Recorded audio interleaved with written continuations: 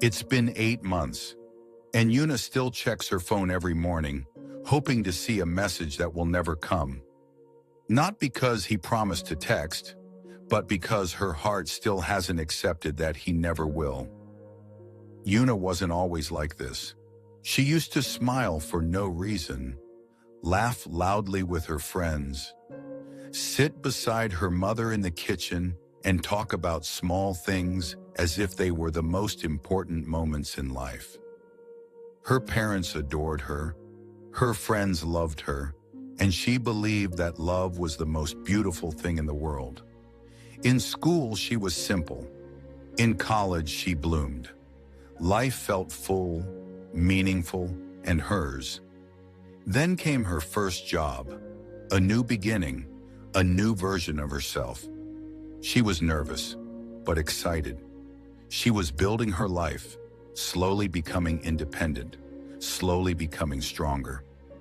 She had dreams, small ones, big ones, and a quiet belief that everything would fall into place.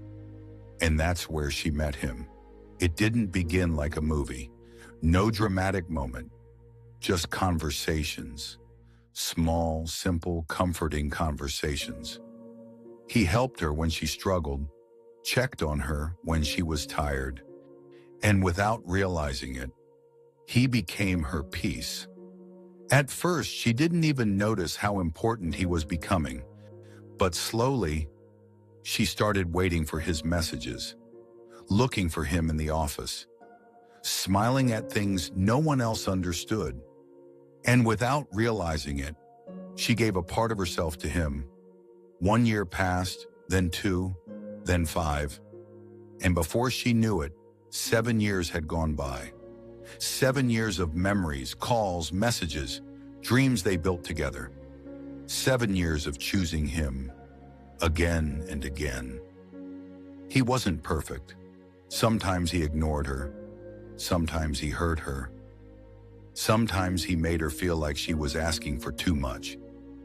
But she stayed, because she believed love meant staying no matter what. She adjusted. She understood. She forgave, even when it hurt. Because in her heart, losing him was never an option. And then one day, it happened. Not loudly, not dramatically, just a few quiet words. "I don't think this will work anymore." No explanation that healed. No closure that made sense. Just distance and silence. 7 years ended in a moment. At first, she didn't accept it.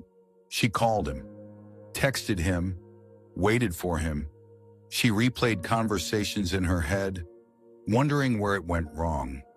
She told herself, he just needs time. But days passed, weeks passed, months passed, and he never came back. Her parents told her to move on. Her friends told her she deserved better. Her colleagues told her to focus on her life. Everyone spoke, but her heart refused to listen, because letting go felt like losing everything. She started doing things she never thought she would. Calling his friends, asking about him, waiting endlessly, checking her phone again and again, even when she knew there would be nothing. Slowly, her world became smaller. Not because life stopped, but because she stopped living it. She stopped laughing, stopped talking, stopped being the person everyone once knew.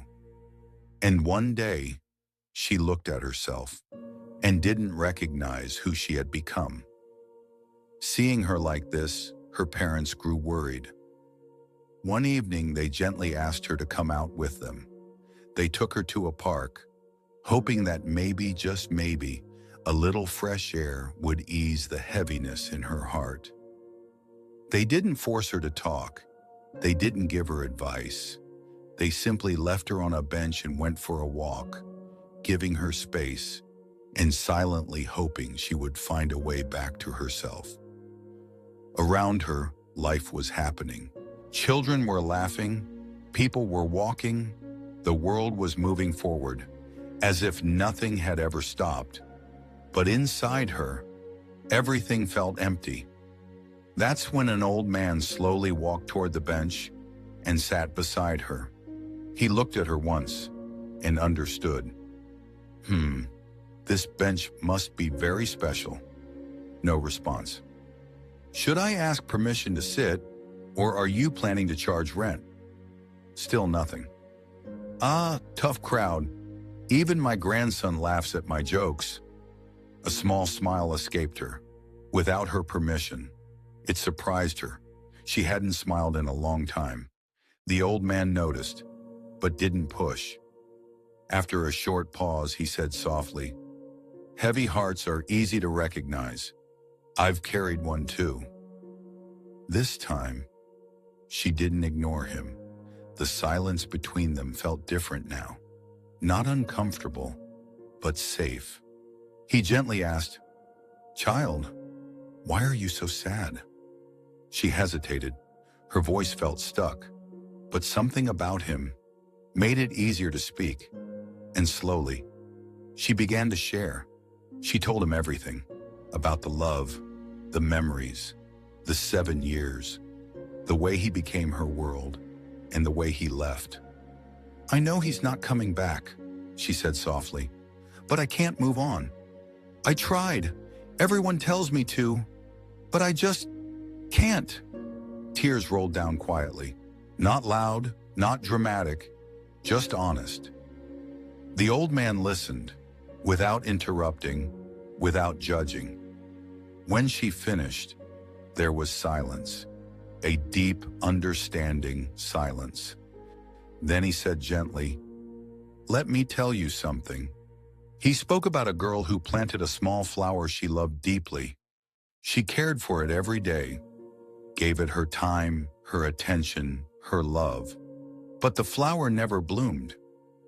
Still, she didn't give up, because she believed if she loved it enough, it would grow. But while she was waiting for that one flower, she didn't notice something important. There were many other plants around her. Some were already blooming, some were quietly growing, some were just waiting for a little care. They all mattered.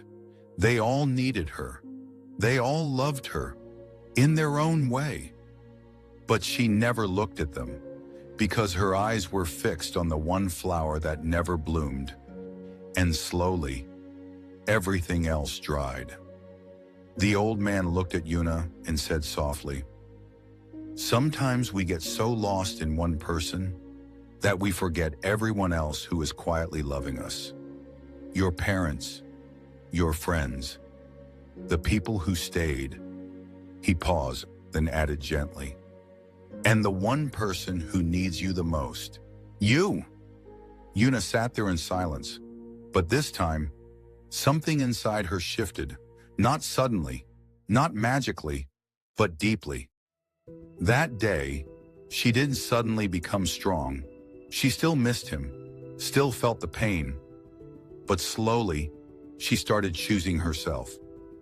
She spoke to her parents again, laughed with her friends again, started living again.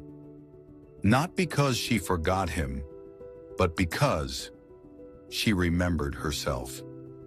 The next few days were not easy. She still checked her phone sometimes, still felt the emptiness, still had moments where the past pulled her back.